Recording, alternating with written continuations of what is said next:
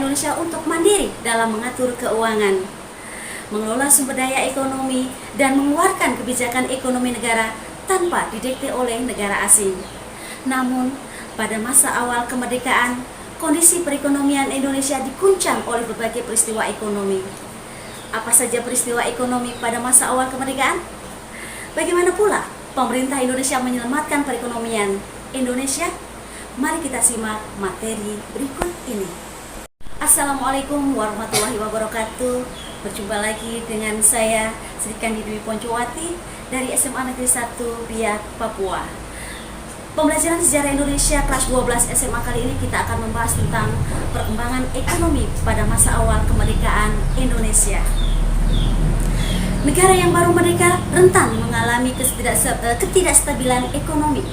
Kondisi tersebut dapat dipengaruhi oleh faktor dalam negeri maupun luar negeri. Pada masa awal kemerdekaan, perekonomian Indonesia diguncang oleh beberapa peristiwa ekonomi. Beberapa peristiwa ekonomi yang mengguncang perekonomian Indonesia pada masa awal kemerdekaan yaitu antara lain: 1. Terjadinya hiperinflasi. Apa itu hiperinflasi? Hiperinflasi adalah suatu keadaan yang menggambarkan kenaikan harga umum yang cepat, berlebihan, dan tidak terkendali dalam suatu perekonomian, atau inflasi yang tidak terkendali. Kondisi ketika harga-harga naik begitu cepat dan nilai uang menurun. Dengan kata lain, hiperinflasi ini adalah inflasi yang meningkat pesat yang bisa mencapai kurang lebih 50%.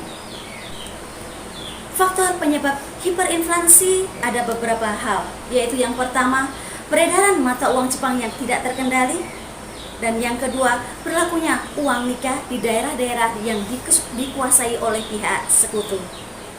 Peristiwa ekonomi yang kedua yang mengguncang perekonomian Indonesia pada masa awal kemerdekaan yaitu adalah blokade ekonomi oleh Belanda.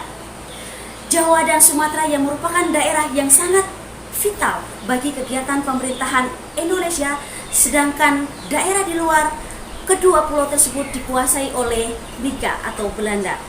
Sejak November 1945, pemerintah Belanda melakukan blokade terhadap Indonesia. Aksi blokade dilakukan untuk mencegah peralatan militer masuk ke Indonesia dan mencegah keluarnya hasil-hasil perkebunan milik Belanda. Selain itu, melalui blokade berharap dapat mengacaukan perekonomian Indonesia, menciptakan kerusuhan sosial, menekan Indonesia agar bisa dikuasai kembali, dan melancarkan upaya Belanda mengembalikan eksistensinya di Indonesia. Akibat blokade tersebut, pintu perdagangan Indonesia tertutup dari kegiatan ekspor dunia. Secara otomatis, ekspor Indonesia pun terhenti secara total.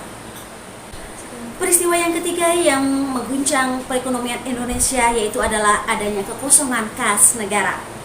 Blokade yang dijalankan oleh Belanda menyebabkan kesulitan ekonomi bagi Indonesia. Penghasilan pemerintah hanya bergantung pada produksi sektor pertanian.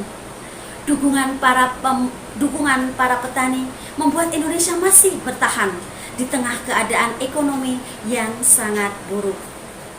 Seluruh kegiatan ekspor dan impor Indonesia dihalang-halangi oleh Belanda.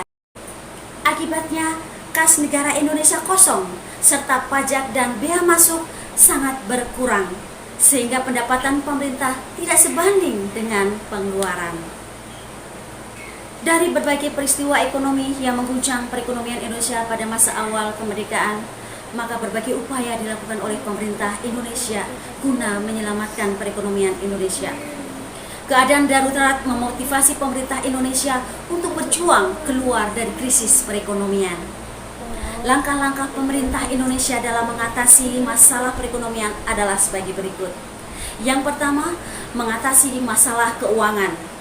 Dalam mengatasi masalah keuangan ini, ada beberapa langkah yang dilakukan oleh pemerintah. Yang pertama, menetapkan 3 mata uang yang berlaku di Indonesia, yaitu mata uang De Javanese Bank, yang kedua mata uang Hindia Belanda, dan yang ketiga mata uang Jepang. Langkah yang kedua untuk mengatasi keuangan yaitu adalah mengeluarkan uang kertas atau uang ori, uang Republik Indonesia. Yang ketiga yaitu adalah menetapkan Undang-Undang Nomor 19 tahun 1946 tentang aturan kurs mata uang Jepang terhadap uang Indonesia atau uang Republik Indonesia yang disingkat dengan ORI. Langkah yang keempat untuk memulihkan keuangan Indonesia yaitu adalah membentuk Bank Negara Indonesia atau BNI yang mengatur nilai uang ORI terhadap valuta asing yang ada di Indonesia. Langkah kedua yang diambil oleh pemerintah Indonesia untuk mengatasi perekonomian Indonesia pada masa awal kemerdekaan yaitu adalah menembus blokade ekonomi Belanda. Pemerintah menetapkan beberapa strategi untuk menembus blokade ekonomi Belanda. Antara lain yang pertama, Operasi Popda, yaitu adalah Panitia Urusan Pemulangan Jepang, dan APWI atau Alien Prisoner of War and Interns. Yang kedua, melakukan diplomasi ke India. Salah satunya yaitu adalah memberikan bantuan beras kepada negara India yang sedang mengalami kelaparan.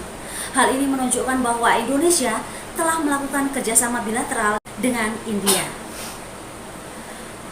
Yang ketiga yaitu adalah membentuk Banking and Trading Corporation atau yang disingkat dengan BTC, suatu badan perdagangan internasional semi pemerintah yang dipimpin oleh Dr. Sumitro dan Dr. Ong Eng D. Tugas BTC adalah mengadakan hubungan dagang langsung dengan luar negeri, salah satunya dengan perusahaan swasta Amerika. Langkah yang keempat untuk menembus blokade Belanda yaitu adalah membentuk Indonesia Official atau INDOF, perwakilan resmi Indonesia di Singapura yang didirikan pada tahun 1947. Perwakilan ini bertugas memperjuangkan kepentingan politik Indonesia di luar negeri, menembus blokade Belanda, dan melakukan perdagangan barter. Langkah yang kelima yang dilakukan oleh pemerintah Indonesia adalah membentuk Kementerian Pertahanan Usaha Luar Negeri atau yang disingkat dengan KPULN. KPULN ini dipimpin oleh Ali Jayeng Prawiro. Tugas lembaga ini adalah membeli senjata dan perlengkapan angkatan perang serta memasukkannya ke Indonesia. Langkah yang ketiga yang diambil oleh pemerintah Indonesia dalam mengatasi perekonomian Indonesia yaitu adalah menyelenggarakan konferensi ekonomi. Konferensi ekonomi pertama digelar pada bulan Februari 1946. Tujuan konferensi pertama ini yaitu adalah untuk menyamakan persepsi dalam menanggulangi masalah-masalah ekonomi pada masa awal kemerdekaan. Yang kedua yaitu adalah konferensi ekonomi kedua pada tanggal 6 Mei 1946. Diselenggarakan di kota Solo yang membahas tentang masalah program ekonomi pemerintah, masalah keuangan negara, pengendalian harga, distribusi, serta alokasi tenaga manusia. Saran dari Muhammad Hatta pada waktu itu yaitu adalah melakukan rehabilitasi terhadap pabrik gula.